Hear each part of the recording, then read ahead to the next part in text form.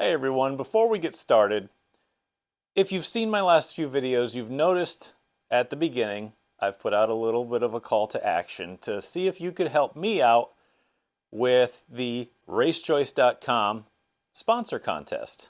Now this thing is still going on and I'm going to keep posting about it until it ends, obviously. And you know how I feel about sponsor contests. I feel like they're usually a company's way of trying to drum up some support or advertising for free from racers like me with the hopes of maybe winning some money or some sponsorship or something. But Race Choice did it the right way. What they're doing is anybody who supports the people in the contest, those people in the contest get a discount code like I did. My discount code is right here at the bottom. It's called Support Gleason. And you can use that at racechoice.com to get 5% off your entire order. And this time of year, which you can tell it's beautiful out, it is becoming spring. Race season up here in the Northeast is right around the corner, literally less than a month away. If you need safety equipment, now's the time to get it because the SFI dating is going to be perfect. You need seat belts, window nets, helmets, suits, gloves, shoes, you name it. Racechoice.com has a ton of safety gear in all different sizes and stuff. Again, use the Support Gleason code for 5% off at the bottom of the screen there, and you can get 5% off your entire order at racechoice.com. And it helps me out because that's how they figure the algorithm to get people to be considered for the contest and how much reach you got. So go to racechoice.com, 5% off with Support Gleason. Thank you and enjoy the video. Hi everyone, welcome back. Today, I need to go back to school because I need to get better at welding.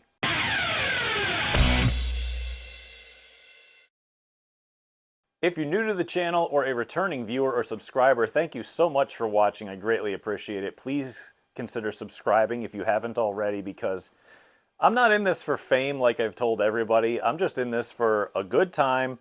We're going to share in some knowledge. I'm going to share some tips and tricks over the last, 20-something years I've been involved in short track racing. And I'm going to make a lot of mistakes in front of y'all, and we're going to learn together along the way. I'm not afraid to take risks or try new things, even if they fail. I don't care. As long as we learn something at the end, I'm good with it. Learning is all I'm going to be doing today because I really want to get better at aluminum welding. I can MIG weld just fine. My stuff is, I've never worried about a weld that I've ever made with a MIG welder. I mean, shoot, some of my welds have saved my brother's life because he's crashed numerous times, and the welds I had on his seatbelt mounts have definitely worked. So I weld all my own bumpers, I weld a lot of stuff.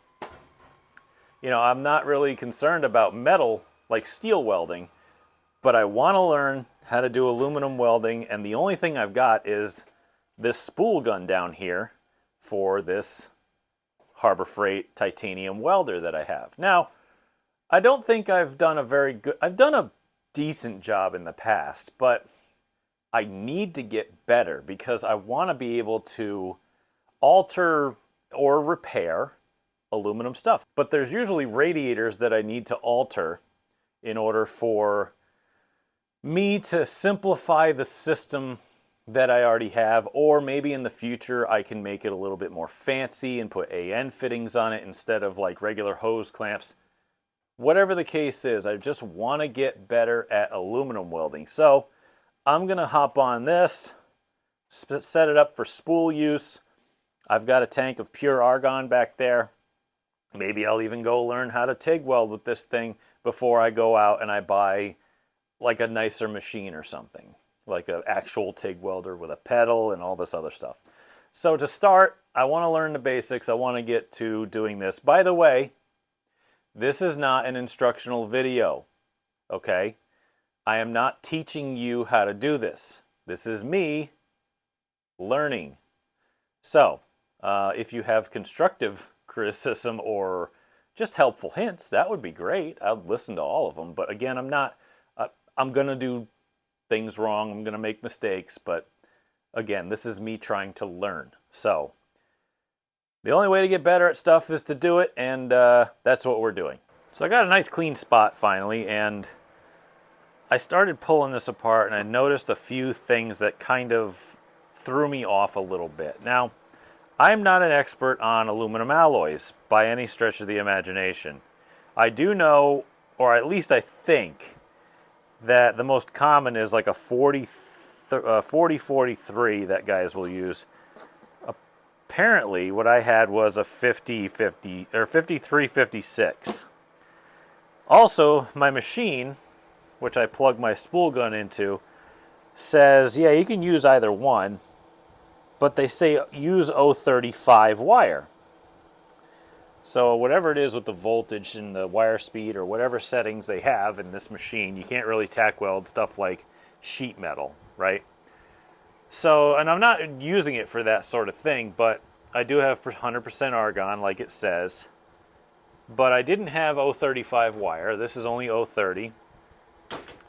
And I had like I said, I don't know alloys. So I'm going to try what I believe to be a more common one, which is the 4043. And we'll try that on the stuff that I have and see if that makes much of a difference. Longtime viewers of the channel might be very familiar with this radiator here. And if you see, maybe you don't see it on this side, but you might. You'll see extra little welding marks on this radiator. This is my sacrificial radiator. This is what I initially started learning how to weld aluminum on. And if we flip it over, oops,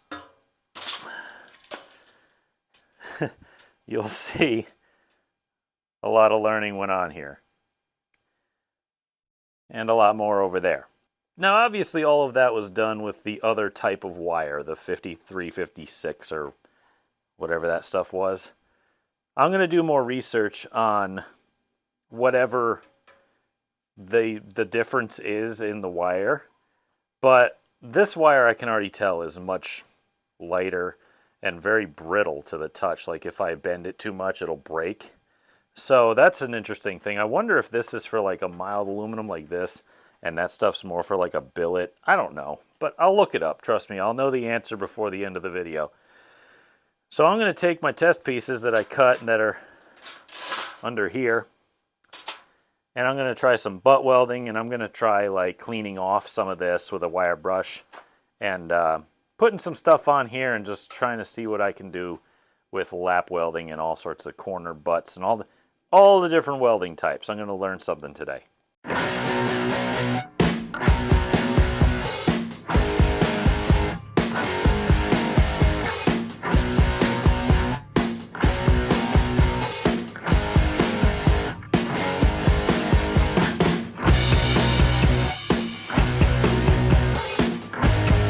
Well, we're not far into this and I've already made a mistake. That's great. I welded this first one here in the middle, okay? And I said, okay, that looks a little hot, or I just didn't do it right at the end there. And I mean, it might be okay if you're just trying to like put something on top of something else and just kind of zip it on. I might have gone too slow. Again, this is practice. This one, I turned it down and it blew right through it. And then I thought, wait a minute. From what I read online, they said you don't have to preheat it if you're MIG welding aluminum. It just has to be clean, which I did. And I forgot, hey, you just welded right next to it, and that thing is going to be really hot, the test piece. And of course, I didn't listen, and I blew right through it, and I have no idea what the setting was. So I'm like, yeah, I'm not very observant. And then I turned it way down and tried it again, and I'm like, wow, that didn't work at all. Oh, wait. Because it was wickedly preheated. And then I did another one, just testing settings and testing technique, and this one was all on top, and then it started heating up again, and I'm like, all right, so I need more test pieces, number one. Number two, I need separate test pieces so that I don't do that again. Whoops. Anyway, I'll probably dunk these in a bucket of water and give it another try when they're cooled off, because they're still hot.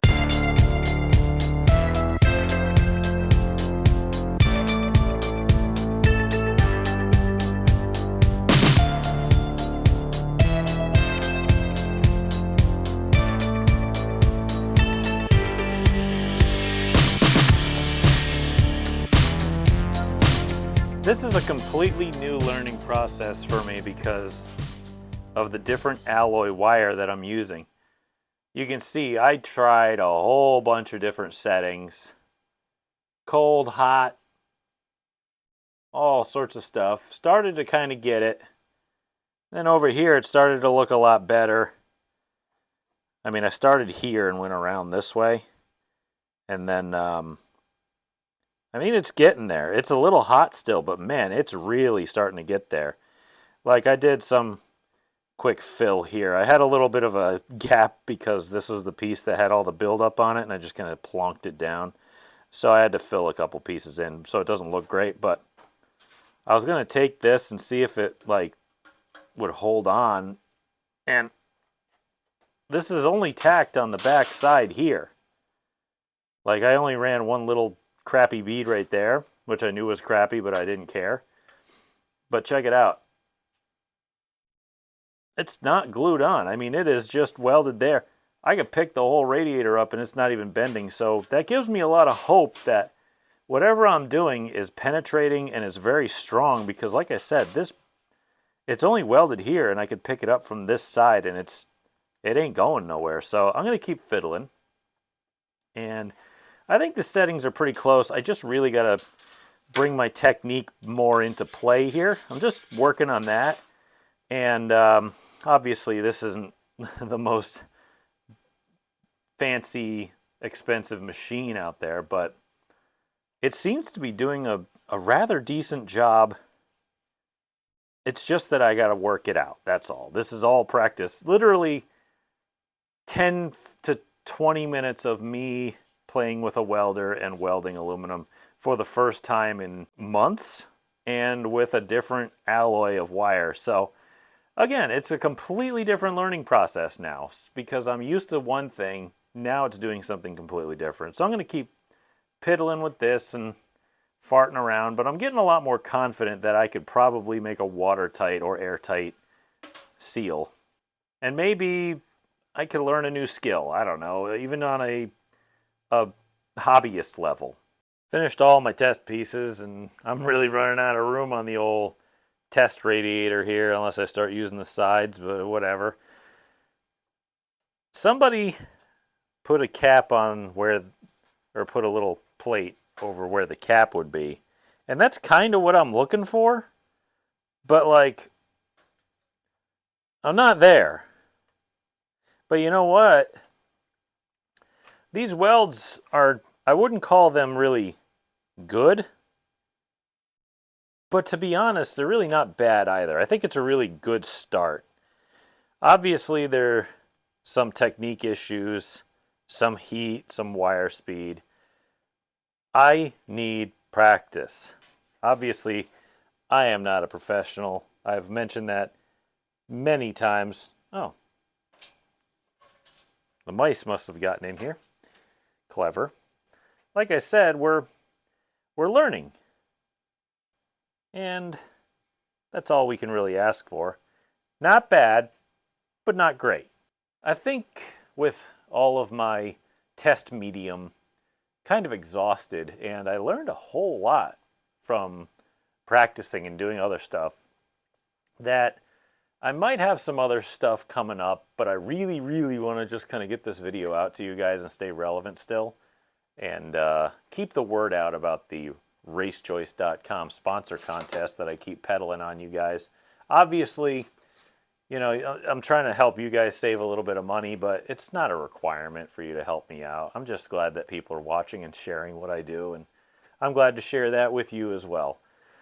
Either way, I think I'm done for the day, because I have some other stuff going on that I've kind of promised that I would do, and those are going to be very soon, and I got to get that done, and then I'll be back. I'll probably finish up whatever we're doing tomorrow and shove a video out to you guys. But I appreciate your patience. Again, with work and family and other things going on around life, it's kind of difficult, especially with what I have planned and what's going on in the background. It's tough to put videos out for you guys, and I appreciate your patience. It's not like I can go out there right now and go grab my Crown Vic and go just find an empty road and go do donuts and burnouts and other mindless things. I appreciate your, like I said, just your patronage and your patience and any other P word I can trip over, and it means a lot. It really does. And I'm going to clean up, but I think that's pretty good. It's going to do what I need, and the only thing I really need to do is cut the cap off and plate it, and that's exactly what we are practicing. So, see you tomorrow. It is the next day. I am in a terrible mood, but that's not going to stop me from working on my race car. All right. I got froggy, and I think, you know, what I did yesterday wasn't pretty and it wasn't great, but it was functional. And that's pretty much everything I do. It's not pretty, but it's functional. And I wish it was pretty, but I can't afford pretty. So we're going to have to do it this way. So I'm going to find some kind of fine tooth, maybe some way of cutting this off, because I think it's welded on the inside. Yes. These are welded on the inside. When they put these radiators together, they have these cores, right? And then they have these that they can weld to the edges here for protecting the top and bottom and such. And they cut them at a specific length, and they braze them into these, I think they braze them into these side pieces, and then they add the tanks on the side. And when the tank is off, it's not on, they weld the inside right here so that they can put that on. It's kind of a pain in the ass, but it is what it is. So I got to find a way to cut this off gently, not in the same manner with which I usually cut things. So that might actually take some precision work. Maybe I'll have to put some kind of cardboard over this or something very safe. I can't just put a rag or a blanket or something like that over it. I'm going to have to put something heavy duty on it. Maybe I'll find a strip of rubber or something. Maybe I'll have to do some precision work with an angle grinder or something, but I need something to cut this off. I'm in a terrible mood because I came to the realization, and I'm not into drama. I'm not into that sort of thing, so I'm not going to really tell anybody about it, but just know that in anything you do, especially in motorsports where something's competitive, just understand that nobody is your friend. Nobody. Even if you think so. They're just not. That's why you see my garage is empty and there's nobody else here but me. Well, that's because I'm the only person I can really depend on that's immediately available. I have other people, but they're usually family members or they moved away. And just understand that people in anything you do, whether it's racing or whatever, are just going to really kind of want you for what you can offer them, and when you outlive that, then they get rid of you as fast as possible. So just do your own thing and do it because you're happy doing it, and don't worry about trying to please other people. So that's my advice for today, but I got to get back to finding a spot to put my camera because I don't know where the heck I can watch this from, but we'll figure it out, and you can enjoy watching the hackery ensue.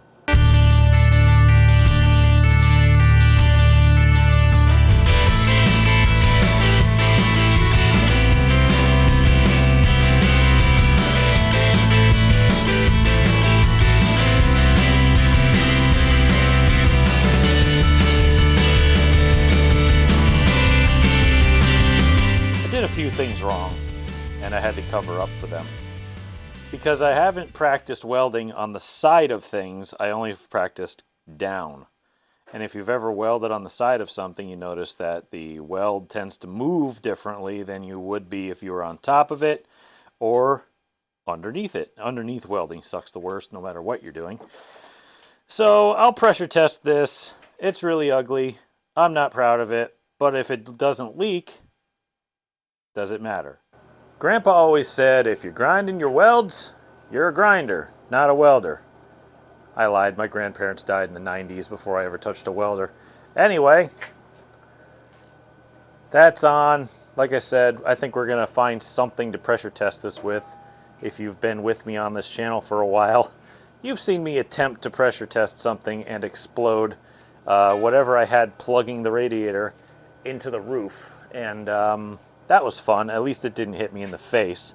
So we're going to try that again, and hopefully I just give her a little just to make sure that, oh, I got a petcock here. Maybe I can go through that with my air gun. Whatever. We'll figure it out. I'll spray soap and water all over this mess, and if I see any bubbles, she's getting dried off and zipped again. And then ground again. I'm taking apart my pressure testing system, and I found this hose needs to be, or this at least hose coupler needs to be replaced. It's been on there a long time, seen a lot of wear and tear, but now it's starting to actually tear. I might hop on somewhere and get some of those. I pressure tested it, found one pinhole. I don't want to lift this thing up too quick because I could drop it and ruin everything, but yeah, she's really ugly. And you know what? I don't care because I'm learning and it's functional. It does not leak any air or anything because I put this bottle of soapy water on here and blew way more pressure into it than what it's going to see through a liquid system, and it's fine, and that's exactly how my other ones worked. I will refine my methods later, but I just got a little bit ambitious and decided to just do this now. So I'm going to go take this thing and put it in the race car where it's a safe place. There's a ton of dust in here because, yeah, it's not just my glasses. I went to vacuum something and the filter fell out. So all it did was just suck the dust and spray it all through the shop, which is awesome. Also, since I'm in such a good mood, I went and looked at a bag that I had of brand new seat belts that was ready to go in this car because they need it. And a mouse had chewed through the bag and through my seat belts. There goes 120 bucks. Might as well throw those away. So I'm actually going to show you this. Remember this? I got it for Christmas or my birthday. Crap, I can't remember. Probably Christmas. Yes, Christmas. Sorry, I forget what the hell month it is. I've never had a blasting cabinet. And obviously, it's really hard to see in here because instead of putting the light over here where I could work, it's over here. So, I put sand in it. Sand. It's Black Beauty. It's really aggressive stuff. I got it all hooked up. You can only see my stupid face. So it's all set up, as much as I think it's set up. I just got to add the air hose to it. I'm going to grab a piece of really rusty lower suspension, like I think I got a lower A-arm that's sitting outside that's really, really kind of gross looking. And I'm going to chuck it in there and see what it can do. Why not? I need stuff for this video. That'll work perfectly. So what I got is this. Yeah, that's ugly. Ugly enough that I might not even use it, but it's a perfect test piece for using this new cabinet because if I hurt it, I'm not really that worried about it. So let's give it a shot. I just realized that give it a shot was a pun and that was definitely not intended. So please disregard that. Unfortunately, I haven't been able to really get very far with this because you can see that I got some of the flake and scale off and I was able to start really getting into it, but my problem is that not only is this thing completely destroyed, I don't think this is even good enough to put on a car. It was just my test piece. I don't really have a water separator on this thing that's good enough for this job. What's happening is the nozzle is starting to get... Ooh, this thing is gross now. The nozzle is starting to get gummed up because of water and it's making all the medium stick. I had to refine my technique because I wasn't really doing a good job. I was just kind of full bore and wondering why nothing's coming out when I needed to just kind of touch it and it would start siphoning better. So I figured that out, but without a water separator, this thing works for like, I don't know, 15 seconds or 2 cycles of this pump at a time before the water is a little bit too much. But either way, I think I'm going to get out of here for the night. I got a bunch of tires and junk over here I have to now move back in place, and well, I don't have any room here. It's really way too small for what I'm trying to do. But either way, it's way too dusty. I'm going to get out of here like I'd mentioned. Thank you all for watching. I greatly appreciate it. I really wish I had more to do, but like I said, I ordered parts and they came in wrong, even after I emailed the company and asked them what to buy. So there's that. But I guess I'll have to get that figured out at some other time and wait 2.5 more weeks for those parts to show up again after sending them back. And I don't have that long to wait because we've got to get this thing ready in like 3 weeks for our first race. Awesome. So it's mostly together anyway. It doesn't really matter. I just got to get the motor finished up and make sure the suspension's on it and make sure that everything has oil. I don't think the transmission has oil. I don't think the rear has oil, so I just got to make sure that's good. Dust all this stuff off and send it. But either way, thanks for hanging in there with me, even though I'm kind of lame on the content lately. And I promise I'm really working towards something better, but it ain't there yet. And I'm trying, but a lot of stuff has to happen behind the scenes in order for that to happen, and it's very slow. But either way, please subscribe if you haven't already. It would help me a ton with trying to get Google to buy me a tire maybe once a year or once every 10 years at this rate. Tell your friends if you think they'd be interested in this kind of thing. And don't forget that racechoice.com sponsor contest that I got going on. If you use the code SupportGleason in checkout, you get 5% off your entire order. Better than nothing. So anyway, thank you all for watching. I greatly appreciate it. And until next time.